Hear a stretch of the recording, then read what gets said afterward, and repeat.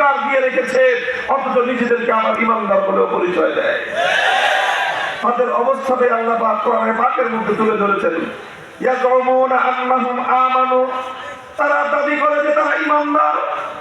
আল্লাহর কোরআনের ভাষ্য হলো তারা দাবি করে তারা ইমানদার, অথচ তারা তাগুতের কাছে বিচার চায়, তারা তাগুতের কাছে ফয়সালা জানতে চায়।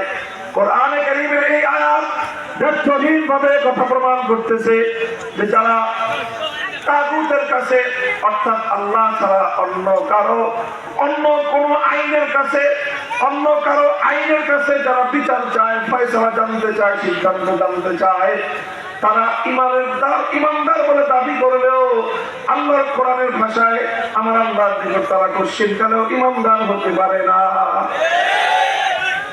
মুহতারাম হাজিরিন, কথা দীর্ঘ বলবার সুযোগ নাই। মুসলমানদের মধ্যে অভিশাপ ছিল না।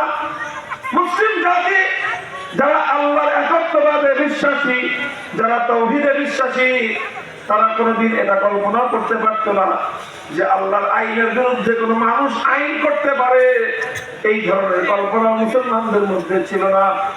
মুসলমানরা চিন্তাই করতে পারত না যে মানুষ হয়ে আল্লাহর আসমানের নিচে, আল্লাহর জমিনের উপর বিচরণ করে, আল্লাহর বাতাস থেকে অক্সিজেন গ্রহণ করে